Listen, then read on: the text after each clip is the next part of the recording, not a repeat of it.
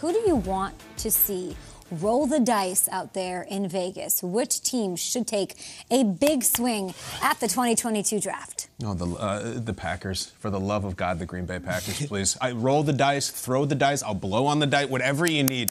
You got two picks, and here we've focused so much on how long it's been since the Packers have drafted a wide receiver in the first round that I think we are not paying enough attention to the other parts of that. Do you know the last time the Green Bay Packers spent a first-round pick on a wideout, a running back, or a tight end? I know when it is. In fact, we have videotape. They have not done that since this. With the pick just acquired from Seattle, the Green Bay Packers exercised the 20th pick in this draft to select Javon Walker, wide receiver from Florida State. All right, they take Javon Walker. That clip is so old. It's before the network. It's a different commissioner. And Commissioner Taglia says they exercised their pick. And we don't even talk like that anymore. That's the last time they took Javon Walker. Now, it was the wrong pick. They should have taken Ed Reed 4 picks later. But that's irrelevant. They have not done that since. No receivers, no tight ends, no running backs. That was a time when, like, I did the thing where you look up the Billboard charts when they were doing that. Yeah. And it's like a lot of Ashanti, a lot of NSYNC. They have not drafted a weapon in the first round since Puddle of Mud. That's how long this has gone on. Not even in the 32nd pick we took a tight end. They never do it. What is it? It's wide receiver, running back? Wide receiver, running back, or tight end. In the first round ever since Javon Walker 19 years ago. And now 2 picks. Reasonable picks. Not like you have the 5 and the 7 want to do something right. Way back there in the 20s, you are gifted these 2 picks in a year that is turgid with wide receiver talent. For the love of God, will you please break this streak? It is the longest streak in the history of the modern draft, 19 years. Please take a wide receiver. I'm not even going to push it and say take 2 and get crazy, although you should to cover your bets and just hope that one hits. But they have this thing where they're so spoiled, and I almost think they like this streak and that they're proud of this streak, is that we don't do this as a company. You don't win Super Bowls either. It's been a long time. Wow. You have Rodgers and you have Favre. Help them. Help them help you. You have 2 picks. Please spend one of them on a wide receiver. I don't think that's crazy to ask. Are you watching the game? Are you watching where the league is going? Are you watching what's going in the offseason?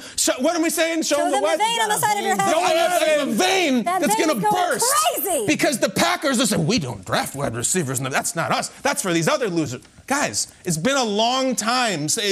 I'm saying, like, Paul Hornung isn't exactly walking through the door right now. This is a different deal. We need to keep up. We need to get some speed, some wideout, some talent. Help them. I think you got 2 years left with the greatest quarterback to ever throw a pass. Maybe you toss him a piece of kelp at the end of the first round who can catch a pass like a shrimp at Benihana. My God, why are we talking about since Puddle of Mud? Can you take it all away? They wouldn't have drafted Paul Hornung. He was a running back. They Never. Wouldn't have done that. First, we got to wait on him. Do you have any actual serious doubts that they'll do that? Yeah. Really? Of course. They can't. I'd be shocked. What's the reaction? Shocked. Okay, because when they took Jordan Love, you were, to a man, you were accurately. Yeah, because you and Nate are going, I like this pick. This is really. You were right in hindsight. What's going to be the reaction when they take Devontae Wyatt, 22nd, and they take Bernard Raymond, like a big offensive tackle out of Austria in the 28th? Even worse, Peter, they'll trade back. They'll trade back, and then someone will jump up and get the next Jerry Rice in their draft spot. What's the big swing, though? The big swing is them just taking away weapons. They're going to take a special teams player. For them, with Seattle getting what's the big swing? That's big swing for somebody else. For them, just the chalk wideout sitting there. Whoever is the 5th wideout and you're the 5th one to take it, just take them. Just help them. I think you have 2 years to win a Super Bowl, and then you're in the great unknown.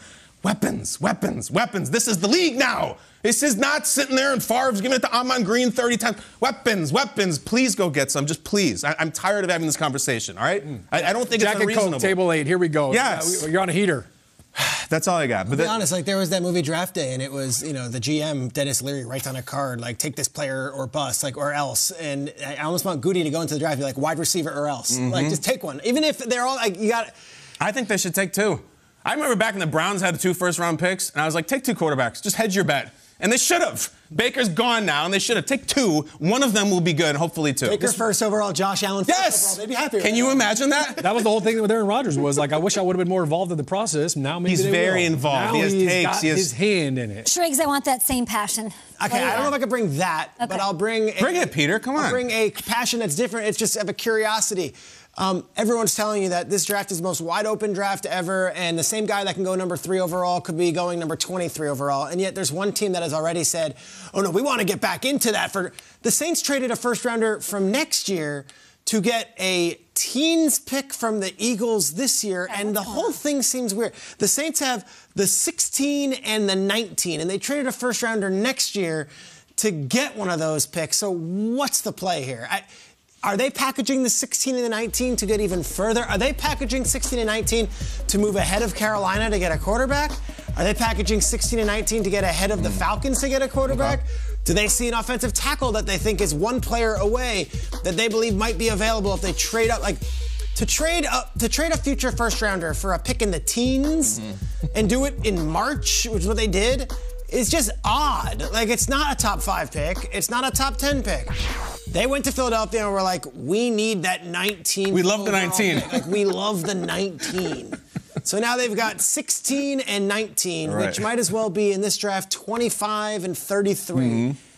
What are the Saints up to? You know, I think everyone, is telling me that it's a rebuilding era with Jameis, but like, I think they're really good. Like, the Saints have a really good roster, and if you look at their defense, there's not a single need on defense. Look at their offense; they might have still the best offensive line in football, even without Teron Armstead. And they've got Mike Thomas and they've got Alvin Kamara. Like, they've got weapons.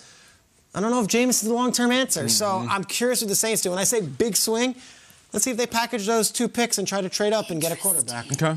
Yeah, Saints, we're all watching. Listen, I'm going to go into Seattle right now, and you're talking about the Packers fans are irate about the receivers.